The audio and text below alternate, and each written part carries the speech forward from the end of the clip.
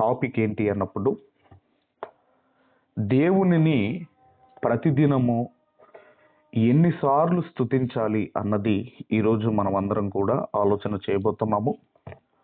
పరిశుద్ధ దేవుని గ్రంథంలో నుండి దేవునిని ప్రతిదినము ఎన్నిసార్లు స్తుతించాలి అన్నది మనమందరం కూడా ఆలోచన చేయబోతున్నాము. మంచిది. మనకు ఈ జీవితాన్ని ప్రసాదించింది దేవుడే. అందుకే బ్రతుకునిచ్చిన దేవుడు, బ్రతకనిస్తున్న దేవుడు. ఈరోజు మనము ఉదయకాలము లేచి ఈ వాక్యాన్ని మనం వింటున్నాము అంటే అది కేవలము క్రీస్తు కృప బట్టి అని మనం జ్ఞాపకం చేసుకోవాలి. అందును బట్టి మనము దేవునికి స్తుతులు చెల్లించాలి. ఈరోజు బ్రతికి ఉన్నాము అంటే అది క్రీస్తు కృపను బట్టి. కాబట్టి మనము స్తుతులు చెల్లించాలి. ఎందుకు లేస్తామన్న గ్యారంటీ ఏమున్నది మీరు ఆలోచించండి. అయినా లేచాము, ఈ మాటలు మనం వింటున్నాము, ఈ కాన్ఫరెన్స్లో మనం కనెక్ట్ అయ్యాము. కాబట్టి మరి దేవునికి ఎన్నిసార్లు స్తుతులు చెల్లించాలి? దేవునికి ఎన్నిసార్లు స్తుతులు చెల్లించాలి అన్నప్పుడండి, మరి బైబిల్ గ్రంథంలో ఒక భక్తుడు దేవునికి ఎన్నిసార్లు దేవునికి స్తుతులు చెల్లించాడో బైబిల్ గ్రంథంలోనికి వెళ్ళి మనం అందరం కూడా ఆలోచన చేయగలిగితే, దయచేసి కీర్తనల గ్రంథము, పరిశుద్ధ దేవుని గ్రంథంలో నుండి కీర్తనల గ్రంథము 119వ కీర్తన, కీర్తనల గ్రంథము 119వ కీర్తన 164వ వచనాన్ని మనమందరం కూడా చదువుకుందాము. 119వ కీర్తన 164వ వచనాన్ని దయచేసి మనమందరం కూడా చదువుకుందాము. నీ న్యాయ విధులను బట్టి దినమునకు 7 మార్లు నేను నిన్ను స్తుతించుచున్నాను. దినమునకు 7 మార్లు నేను నిన్ను స్తుతించుచున్నాను. దినమునకు 7 మార్లు నేను నిన్ను స్తుతించుచున్నాను. మనందరికీ తెలుసు, దావీదు భక్తుడు రాసిన కీర్తన అని మనందరికీ తెలుసు. ఇప్పుడు దావీదు గారు, అయ్యా దినమునకు నీవు ఎన్ని మార్లు నువ్వు స్తుతిస్తున్నావు అన్నప్పుడు, దినమునకు 7 మార్లు నేను స్తుతిస్తున్నాను అంటున్నాడు. ఇంతకీ దినములో ఎన్నున్నాయి అన్నప్పుడు అండి, ఒక దినములో ఎన్నున్నాయి అంటే ఒక దినములో 6 ఉన్నాయండి. ఒకటి ఉదయము, మధ్యాహ్నము, సాయంత్రము, రాత్రి, మధ్యరాత్రి, తెల్లవారుజామున. ఒక దినములో ఎన్నున్నాయంటే ఇవి 6 ఉన్నాయి. ఉదయము, మధ్యాహ్నము, సాయంత్రము, రాత్రి, మధ్యరాత్రి, తెల్లవారుజామున. అంటే ఒక దినములో ఎన్నున్నాయంటే కేవలము 6 మాత్రమే ఉన్నాయి. కానీ ఇక్కడ భక్తుడు, ఇదిగో 7 మార్లు నేను నిన్ను స్తుతించుచున్నాను, 7 మార్లు నేను నిన్ను స్తుతించుచున్నాను. దేని కొరకయ్యా నువ్వు స్తుతించుచున్నావు దినమునకు 7 మార్లు? బ్రతికి ఉన్నందుకు స్తుతిస్తున్నావా? ఆరోగ్యముతో ఉన్నందుకు స్తుతిస్తున్నావా? లేదంటే ప్రయాణాల్లో కాపాడినందుకు స్తుతిస్తున్నావా? అసలు దేనికి దినమునకు 7 మార్లు ఎందుకు స్తుతిస్తున్నావు? ఎందుకు? వీటిని బట్టా, ఈ కారణాలను బట్టా, బ్రతికున్నందుక, లేదంటే ప్రయాణాల్లో తోడై ఉన్నందుక, లేదంటే మంచి ఆరోగ్యంతో ఉన్నందుక, ఏ కారణాన్ని బట్టి భక్తుడు దినమునకు 7 మార్లు స్తుతించుచున్నాడు? ఈ కారణాలను బట్టా అన్నప్పుడండి, అక్కడ రాయబడిన మాట ఏంటంటే 164వ వచనంలో అంటున్నాడు, నీ న్యాయ విధులను బట్టి దినమునకు 7 మార్లు నిన్ను స్తుతించుచున్నాను. దినమునకు 7 మార్లు. ఎందుకంటే నీ న్యాయ విధులను బట్టి. ఇంతకీ దేవుని న్యాయ విధులు ఎలాంటివి? దేవుని న్యాయ విధులు ఎలాంటి, వాటిని బట్టేటండి. కేవలము న్యాయ విధులను బట్టి దినమునకు 7 మార్లు నేను నిన్ను స్తుతించుచున్నాను అంటున్నాడు. ఇంతకీ ఆయన న్యాయ విధులు ఎలాంటివి? ఎలాంటివి అంటే, దయచేసి అదే 119వ కీర్తనలో 39వ వచనాన్ని దయచేసి మనమందరం కూడా చదువుకుందాము. 39వ వచనములో, నీ న్యాయ విధులు ఉత్తములు, నాకు భయము పుట్టించుచున్న నా అవమానమును కొట్టివేయుము అంటున్నాడు. ఇక్కడ నీ న్యాయ విధులు ఉత్తములు. అందుకనే బైబిల్ గ్రంథంలో మనం చదువుకుంటాము, దేవుడు ఉత్తముడు అని మనం చదువుకుంటాము. యెహోవా ఉత్తముడని, దేవుడు ఉత్తముడని రుచి చూసి తెలుసుకోండి అని మనం చదువుకుంటాము. అంటే దేవుడు ఉత్తముడైతే ఆయన న్యాయ విధులు ఉత్తములు అని మనం చదువుకుంటున్నాము. అంటే ఉత్తములు, ఆయన న్యాయ విధులు ఉత్తములు అని చదువుకుంటున్నాము. మరొక చోట ఏమని రాయబడిందంటే, ఆయన న్యాయ విధులు ఎలాంటివో మరొక చోట ఏమని రాయబడిందో మనమందరం కూడా చూడగలిగితే, దయచేసి అదే కీర్తనల గ్రంథము 19వ కీర్తనల గ్రంథము 19వ కీర్తన 9-10 వచనాలు మనమందరం కూడా చదువుకుందాం. కీర్తనల గ్రంథం 19వ కీర్తన 9-10 వచనాలు మనమందరం చదువుకుందాము. యెహోవా యందైన భయము పవిత్రమైనది, అది నిత్యము నిలచును. దేవుని భయం ఉంటేనండి, దేవునికి భయపడేవాడు ఎక్కడ ఉన్నా తన్ను తాను కాపాడుకుంటాడు. తల్లిదండ్రుల భయం ఉంటే తల్లిదండ్రులు ఉన్నప్పుడే భయంతో ఉంటాడు. అన్నదమ్ముల భయం ఉంటే అన్నదమ్ములు ఉన్నప్పుడే భయముతో ఉంటాడు. కానీ దేవుని భయం ఉన్నవాడు తన్ను తాను ఎక్కడ ఉన్నా కాపాడుకుంటాడు. దానికి నిదర్శనమే ఇదిగోనండి యోసేపు గారు నేను దేవునికి భయపడువాడను అంటాడు. మనందరికీ తెలుసు. అందుకేనండి ఆ పోతీఫర్ భార్య దగ్గర నుంచి ఇదిగోనండి పారిపోయాడు.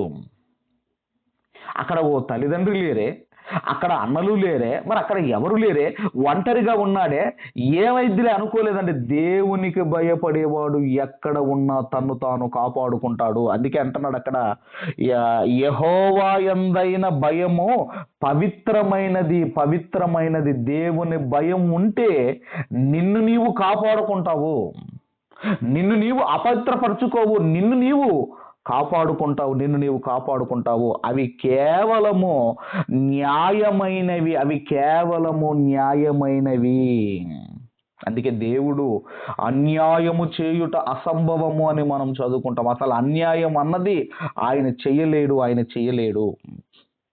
తర్వాత యెహోవా న్యాయ విధులు సత్యమైనవి, అవి కేవలము న్యాయమైనవి.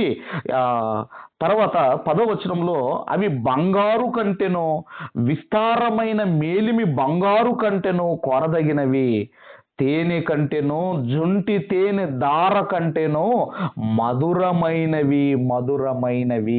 వాక్యము జుంటి తేనె దార కంటే మధురమైనది అంటున్నాడు. వాక్యము జుంటి తేనె దార కంటే మధురమైనది. ఎందుకు తేనెతో పోలుస్తున్నాడు వాక్యాన్ని అన్నప్పుడండి, తేనెటండి స్వచ్ఛమైన తేనె, ప్యూర్ హనీ, స్వచ్ఛమైన తేనె. ఇదిగోనండి అది పాడవ్వదు, దానికి నాశనము లేదు.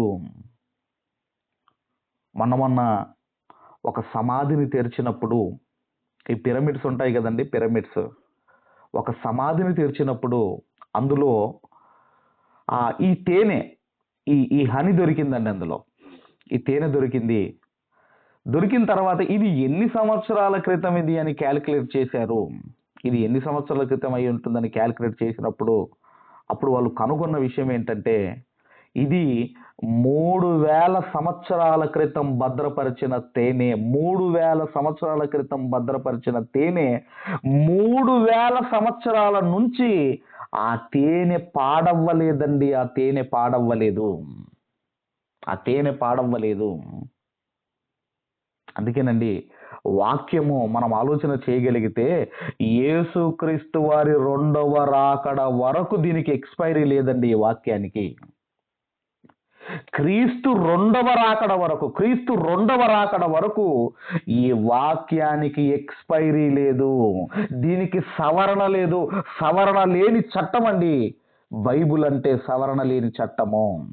అందుకే ఆయన అంటున్నాడు, నీ న్యాయ విధులు సత్యమైనవి, అవి కేవలము న్యాయమైనవి, అవి బంగారము కంటేనో విస్తారమైన మేలిమి బంగారము కంటేనో కోరదగినవి, తేనె కంటేనో జుంటి తేనె దార కంటేనో మధురమైనవి మధురమైనవి మధురమైనవి.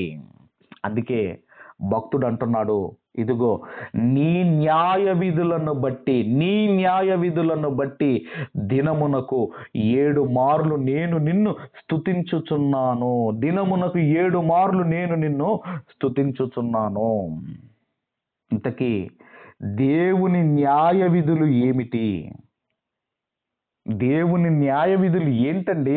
అవి ఏంటో మనకు తెలిస్తే దినమునకు 7 మార్లు మనం స్తుతించగలము. ఇంతకీ ఏంటివి దేవుని న్యాయ విధులు? అసలు ఏంటి దేవుని న్యాయ విధులు అన్నప్పుడండి బైబిల్ గ్రంథంలో మరలా దావీదు భక్తుడు 119వ కీర్తనల గ్రంథము, దయచేసి కీర్తనల గ్రంథము 119వ కీర్తన వచనము 51 అండి. వచనము 51 మనము చదువుకుందాము. 51 గర్విష్ఠులు నన్ను మిగుల అపహసించిరి, అయినను నీ ధర్మశాస్త్రము నుండి నేను తొలగకయున్నాను.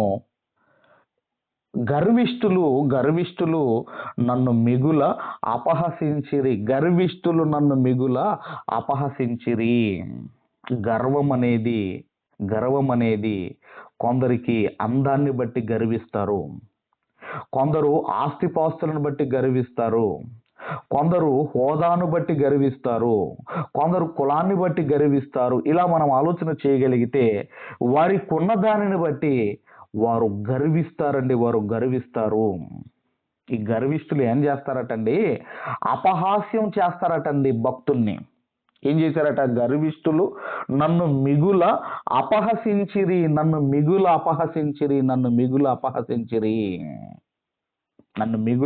అపహసించిరి. అయితే అయినను నీ ధర్మశాస్త్రము నుండి నేను తొలగకయున్నాను. మరి దేనిని బట్టి ఓదార్పు నొందాడు? ఒకవైపు గర్విష్ఠులు పరిహాసము అపహాసము చేస్తున్నప్పుడు దేనిని బట్టి ఆయన ఓదార్పు నొందాడు అన్నప్పుడండి 52వ వచనములో మనం చూడగలిగితే 52వ వచనములో యెహోవా పూర్వకాలము నుండి ఉండిన నీ న్యాయ విధులను జ్ఞాపకము చేసుకొని నేను ఓదార్పు నొందితిని.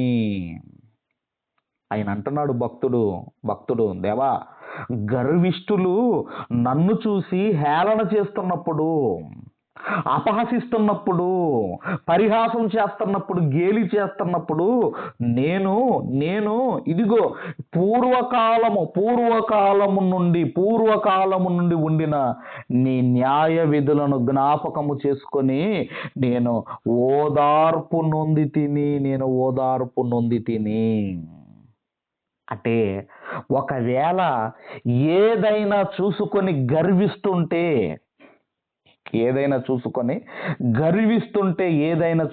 గర్విస్తుంటే పూర్వకాలమే ఇదిగోనండి న్యాయ విధులు రాయబడ్డాయి.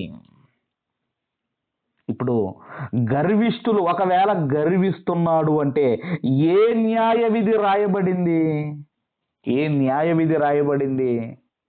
మనందరికీ తెలిసిన మాటే, మనందరికీ తెలుసు కదండి. ఏం మాట అది? సామెతల గ్రంథము 16వ అధ్యాయము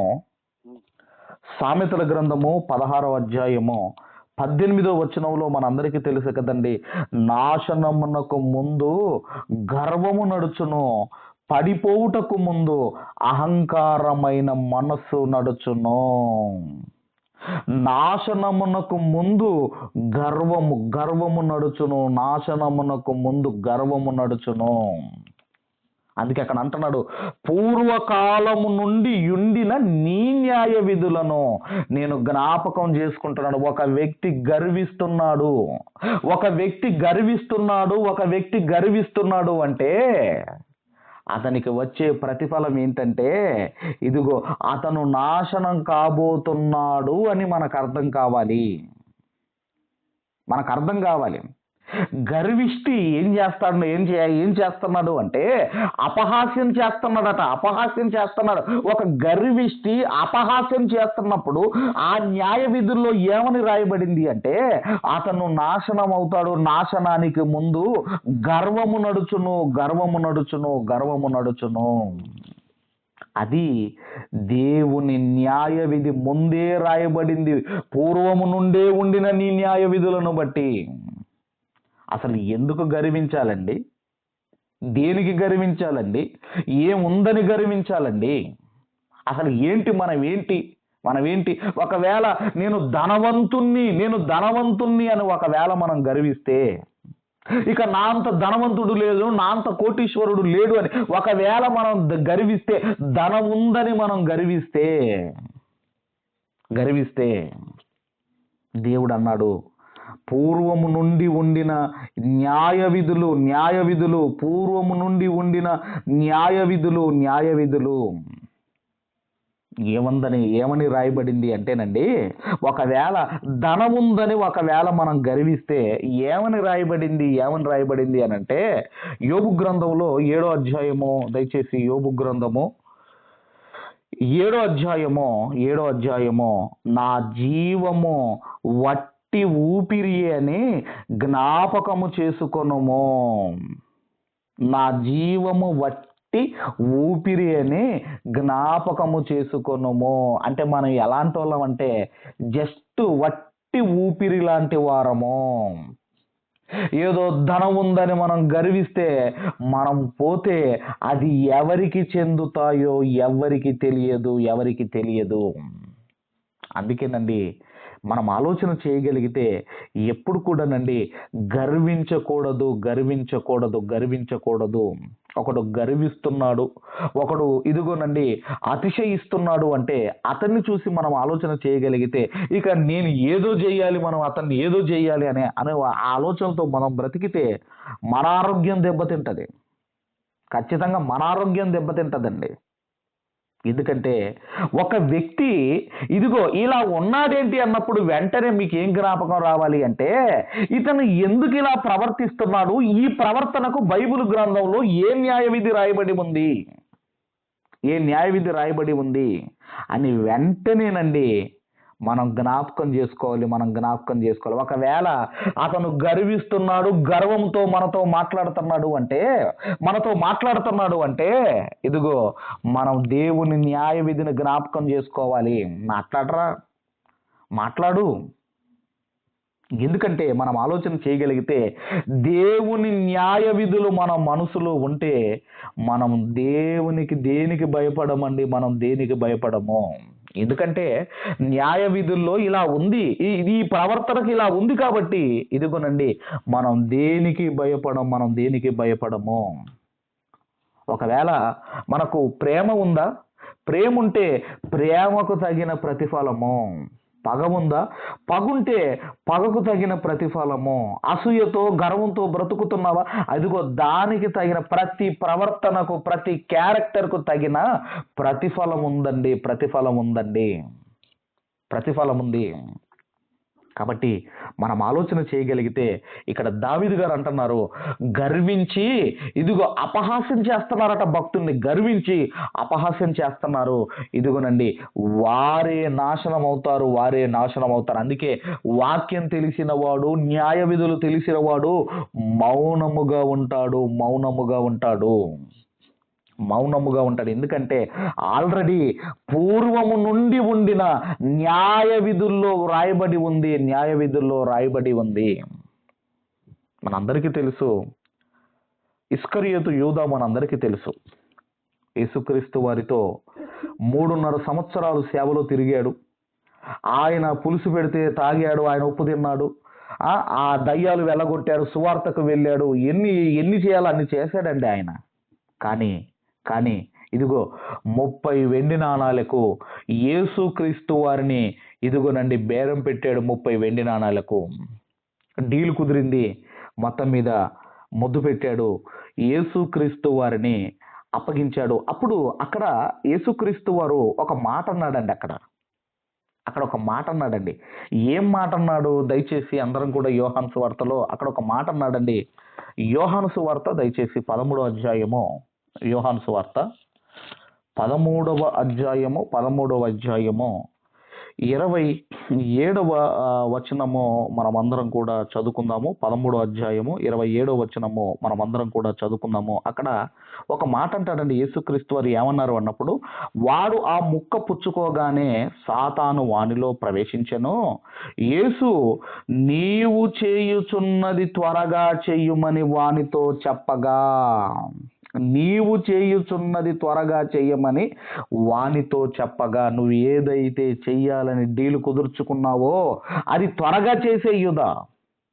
ఎందుకంటేనండి ఇక్కడ యూదా ఏం చేస్తున్నాడు అంటే ద్రోహం చేస్తున్నాడు. ద్రోహం చేసేవాడికి బైబిల్ గ్రంథములో ఆయన న్యాయ విధుల్లో ఏమి రాయబడిందో యేసుక్రీస్తు వారికి తెలుసు గనకనే ప్రభు అయిన క్రీస్తు అంటున్నాడు, నీవు చెయ్యాలనుకున్నది త్వరగా చేసేయుదా, నువ్వు చెయ్యాలనుకున్నది త్వరగా చేసేయి. ఎందుకంటే ఒక వ్యక్తి దేవునికి ద్రోహం చేస్తే ఏమి జరగబోతుందో ప్రభు అయిన క్రీస్తుకు తెలుసండి. అందుకేనండి యేసుక్రీస్తు వారు ఆయనను ఏమైనా కొట్టాడా, తిట్టాడా? ఒరే నాకే గోతులు తీస్తావా అన్నాడా? నాకు అన్యాయం చేస్తావా, నాకు ద్రోహం చేస్తావా అన్నాడండి? అనలేదండి. ఎందుకంటే దేవుని న్యాయ విధుల్లో ద్రోహము చేసేవాడికి ఏ గతి పడుతుందో దేవుని న్యాయ విధుల్లో రాయబడి ఉన్నది. అందుకే నీవు చెయ్యాలనుకున్నది త్వరగా చెయ్యి, నువ్వు చెయ్యాలనుకుంటున్నది త్వరగా చేసేయి. ఆ తర్వాత అతనికి ఏ గతి పట్టిందో మనందరికీ తెలుసు. ఏమనుకుంటున్నారు న్యాయ విధులు అంటే ఏమనుకుంటున్నారండి? ఈ న్యాయ విధులు మీ మనసులో ఉంటే అసలు దేనికి భయపడతామండి మనము? దేనికి భయపడవలసిన అవసరం ఏముందండి? దేనికి భయపడవలసిన అవసరం ఏముంది? మీరు ఆలోచించండి. ఎందుకంటే ఆయన న్యాయ విధుల్లో ఆల్రెడీ రాయబడి ఉన్నాయి. అదే జరుగుతుంది. ఎన్ని రాయబడ్డాయండి? ఒక పేదవాళ్ళ జోలికి వెళ్ళకూడదు అన్నాడు, ఒక విధవరాళ్ళ జోలికి వెళ్ళకూడదు అన్నాడు దేవుడు. పాత నిబంధన గ్రంథంలో ఎన్ని రాయించాడండి, ఎన్ని కట్టడలు ఇచ్చాడండి. పరదేశులను బాధించవద్దు అన్నాడు. ఎందుకు బాధించవద్దు అయ్యా పరదేశులను? ఎందుకు బాధించవద్దు పరదేశులను అన్నప్పుడండి ఒక మాట మనం చదువుకొని మనం ముందుకు వెళ్ళగలిగితే త్వరగా నిర్గమకాండము దయచేసి 22వ అధ్యాయము, నిర్గమకాండము దయచేసి 22వ అధ్యాయము 21, 22 మనం అందరం కూడా దయచేసి మనము చదువుకుందాము. 21, 22, 23 కూడా మనం చదువుకుందాము. పరదేశిని విసికింపవద్దు, బాధింపవద్దు. ఎందుకయ్యా విసిగింపవద్దు, బాధింపవద్దు అంటే మీరు ఐగుప్తు దేశములో పరదేశులై ఉంటిరి కదా. మీరు ఐగుప్తు దేశంలో 400 సంవత్సరాలు మీరు కూడా పరదేశులై ఉంటిరి కదా. ఇదిగో ఒక పరదేశిగా ఉంటే ఎలాంటి బాధ ఉంటుందో మీకు తెలుసు కదా, ఆ పెయిన్ మీకు తెలుసు కదా. అందుకే పరదేశిని మీరు బాధ పెట్టకూడదు, మీరు విసిగించవద్దు. 22వ వచనములో విధవరాలినైనను దిక్కులేని పిల్లలైనను బాధ పెట్టవద్దు. వారు నీ చేత ఏ విధముగానైనను బాధ నొంది నాకు మొరపెట్టిన ఎడల నేను నిశ్చయముగా వారి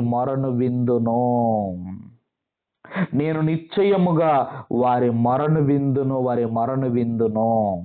నా కోపాగ్ని రగులుకొని మిమ్మును కత్తి చేత చంపించేదను. మీ భార్యలు విధవరాళ్ళగుదురు, మీ పిల్లలు దిక్కులేని వారగుదురు. దేవుడు అంటున్నాడు, ఒక పరదేశికి నువ్వు వెళితే, ఒక విధవరాలు ఆమె జోలికి నువ్వు వెళితే, ఒక ఇదిగోనండి దిక్కులేని పిల్లల జోలికి నువ్వు వెళితే, న్యాయ విధుల్లో ఆల్రెడీ వ్రాయబడి ఉన్నది, న్యాయ విధుల్లో ఆల్రెడీ వ్రాయబడి ఉన్నది, ఆల్రెడీ రాయబడి ఉన్నది. అందుకేనండి మనము దేవుణ్ణి నమ్మిన భక్తులము, దేవుణ్ణి నమ్మిన భక్తులమైన మనము ఆయన న్యాయ విధులను బట్టి ధైర్యముగా మనం ఉండాలి, ధైర్యముగా మనం ఉండాలి, ధైర్యముగా మనం ఉండాలి. అందుకే దావీదు గారు అంటున్నారు, ఇదిగో పూర్వము నుండి ఉండిన నీ న్యాయ విధులను నేను జ్ఞాపకము చేసుకొని నేను ఓదార్పు నొంది తిని అంటున్నాడు. ఇంకా మనం చూడగలిగితేనండి మరలా 119వ కీర్తన, దయచేసి కీర్తనల గ్రంథము 119వ కీర్తన 62వ వచనాన్ని మనం అందరం కూడా చదువుకుందాం. 62వ వచనాన్ని మనం అందరం కూడా చదువుకుందాం. అయితే ఇక్కడ ఒక విషయం ఏంటంటే, మనము దేవుణ్ణి ఉదయం స్తుతిస్తాము, అలాగే మధ్యాహ్నం స్తుతిస్తాము, ఈవినింగ్ సాయంకాలం స్తుతిస్తాము. మరి మధ్యరాత్రి మెలకు వస్తే కొంతమందికి నిద్ర పట్టదండి, కొంతమందికి పీడకలలు వచ్చి వెంటనే లేస్తారు. ఇలా రకరకాల కారణాలతో మనం మధ్యరాత్రి లేచినప్పుడు మరి మధ్యరాత్రి కూడా దేవుని స్తుతించాలా, మధ్యరాత్రి కూడా దేవుని స్తుతించాలా అన్నప్పుడు అండి అక్కడ 119వ కీర్తన 62వ వచనములో, న్యాయమైన నీ విధులను బట్టి నీకు కృతజ్ఞతాస్తుతులు చెల్లించుటకు అర్ధరాత్రి వేళ నేను మేలుకొనువాడను. అర్ధరాత్రి వేళ నేను మేలుకొనువాడను. ఎందుకు మేలుకుంటున్నాడు అర్ధరాత్రి వేళ? అర్ధరాత్రి వేళ ఎందుకు మేలుకుంటున్నాడు అంటే, ఎందుకంటే న్యాయమైన నీ న్యాయ విధులను బట్టి నీకు కృతజ్ఞతాస్తుతులు చెల్లించుటకు, దేవునికి కృతజ్ఞతాస్తుతులు చెల్లించుటకు మధ్యరాత్రి వేళ మేలుకుంటున్నాడు. అందుకేనండి మరి దినమునకు 7 మార్లు ఆయన న్యాయ విధులను బట్టి స్తుతిస్తున్నాడు. ఒక న్యాయ విధులను బట్టే దినమునకు 7 మార్లు స్తుతిస్తే, మరి రక్షణ అనుగ్రహించినందుకు, మరి ఆరోగ్యం ఇచ్చినందుకు, మరి ఆహారం ఇస్తున్నందుకు, మన అవసరాలు తీరుస్తున్నందుకు, మన ప్రయాణాల్లో తోడై ఉన్నందుకు, మరి ఇలా మనం చెప్పుకుంటే ప్రతిరోజు మనల్ని కాపాడుతున్నందుకు మనం ఎన్ని స్తుతులు దేవునికి చెల్లించాలి? మనం ఎన్ని స్తుతులు దేవునికి మనం చెల్లించాలి? మీరు ఆలోచించండి. ఒక న్యాయ విధులను బట్టి మాత్రమే దినమునకు 7 మార్లు స్తుతిస్తే, మన జీవితంలో జరుగుతున్న మేలులకు దినమునకు మనం ఎన్నిసార్లు మనము దేవుణ్ణి స్తుతించాలి? మీరు ఆలోచించండి. ఎన్ని జరుగుతున్నాయండి? బయటికి వెళ్ళి ఇంటికి క్షేమముగా వస్తామో లేదో తెలియని రోజుల్లో బ్రతుకుతున్న మనము క్షేమముగా ఇంటికి వస్తున్నాము అంటే, ఎన్నో రోగాలు వస్తున్నాయి, వాటి బారిన పడకుండా ఇదిగో ఆరోగ్యముతో ఉన్నాము అంటే, ఇలా మనం దేవుడు చేసిన మేలులు మనం జ్ఞాపకం చేసుకుంటే అసలు దినమునకు ఎన్ని మార్లు మనం దేవుణ్ణి స్తుతించాలి? దినమునకు ఎన్ని మార్లు మనం దేవుణ్ణి స్తుతించాలి? మీరు ఆలోచించండి. కేవలం న్యాయ విధిని బట్టి మాత్రమే 7 మార్లు స్తుతిస్తే, ఇంకా మనం చూడగలిగితేనండి మరి ప్రకటన గ్రంథము 7వ అధ్యాయము, దయచేసి అందరం కూడా ప్రకటన గ్రంథము 7వ అధ్యాయము మనమందరం కూడా దయచేసి 10వ వచనాన్ని మనమందరం కూడా చదువుకుందాం. సింహాసనాసీనుడైన మా దేవునికిని గొర్రెపిల్లకును మా రక్షణకై స్తోత్రమని మహాశబ్దముతో ఎలుగెత్తి చెప్పిరి. మా రక్షణకు స్తోత్రమని. రక్షణ రక్షణ ప్రసాదించినందుకే స్తోత్రం అంటే, మరి ఇన్ని జరుగుతుంటే, ఆరోగ్యం ఇచ్చినందుకు, కాపాడుతున్నందుకు, ఆహారం ఇస్తున్నందుకు, మన అవసరాలు తీరుస్తున్నందుకు, మరి ఇన్ని దేవుడు మనకు చేస్తున్నందుకు, మరి ఎన్ని స్తుతులు మనం దేవునికి చెల్లించాలి? ఎన్ని చెల్లించాలండి దేవునికి? మనం ఎన్ని చెల్లించాలండి? ఒక 7 మార్లే కాదండి, ఇవన్నీ మనం జ్ఞాపకం చేసుకుంటే, ఆయన చేసిన మేలు మనం జ్ఞాపకం చేసుకుంటే, ఎన్ని మార్లు దేవుణ్ణి మనం స్తుతించాలో మీరు ఆలోచించండి.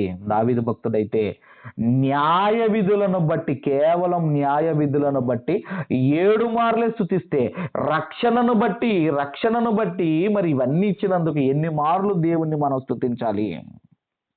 మరలా కీర్తనల గ్రంథము దయచేసి, కీర్తనల గ్రంథము 104వ కీర్తన, కీర్తనల గ్రంథము దయచేసి 104వ కీర్తన 33వ వచనాన్ని మనమందరం కూడా చదువుకుందాం. 33వ వచనము, నా జీవిత కాలమంతయు నేను యెహోవాకు కీర్తనలు పాడెదను, నేనున్నంత కాలము నా దేవుణ్ణి కీర్తించెదను.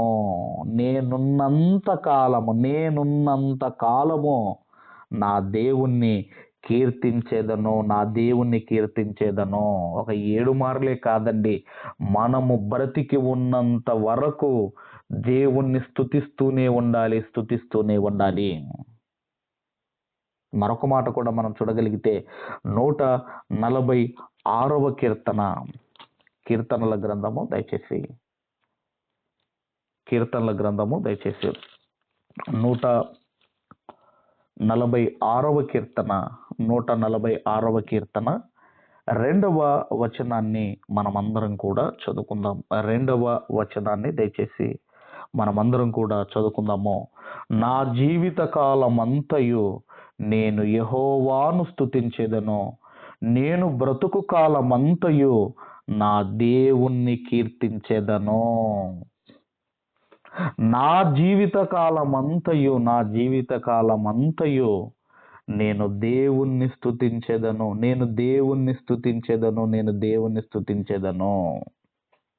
అంటే మరి దినమునకు ఎన్ని మార్లు మనం దేవుణ్ణి స్తుతించాలి? మీరు ఆలోచించండి.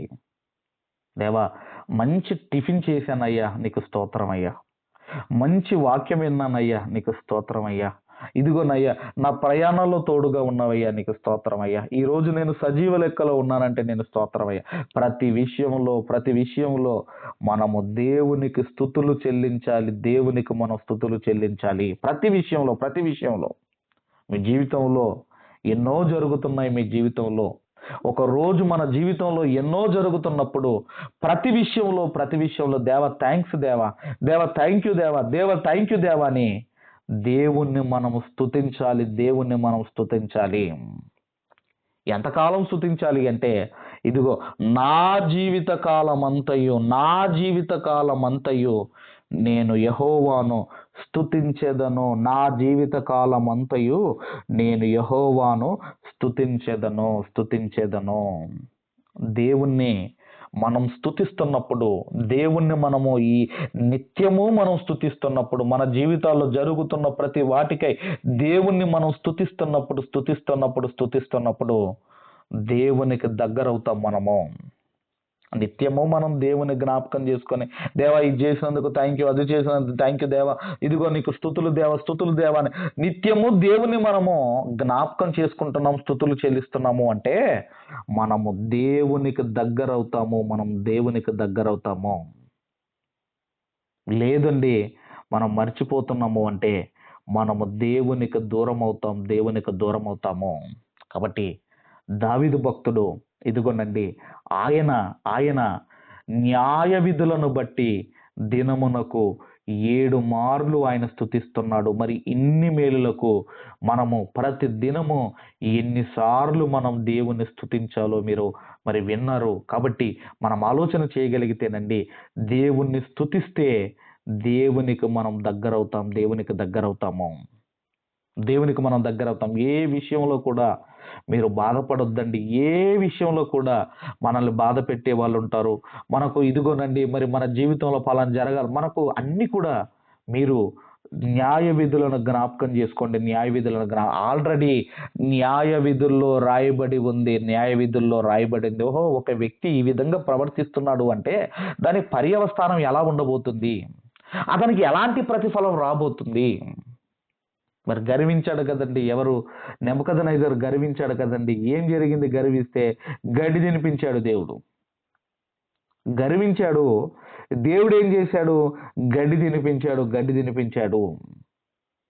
అందుకే మనం దేనికి భయపడకూడదు. ఎందుకంటే వాక్యం తెలిసిన మనము మౌనముగా ఉండాలి. ఊరకుండి మనం చూడాలి. న్యాయ విధులను జ్ఞాపకం చేసుకోవాలి. వాటిని బట్టి మనము ధైర్యముగా ఉండాలి. కాబట్టి ప్రతి దినము మనము ఇదిగో స్తుతించాలి. మనం దేవుని స్తుతించాలి. ఎన్ని మార్లు స్తుతిస్తారో మీరు స్తుతించండి. ప్రతి విషయంలో స్తుతించండి. అలా స్తుతించే వారిగా ఉండి దేవునికి దగ్గరవ్వాలని నేను కోరుకుంటూ ఈ నా మాటలు ముగిస్తున్నాను. దేవుడు మనందరిని దీవించి ఆశీర్వదించును గాక. ఆమేన్. ఆమేన్.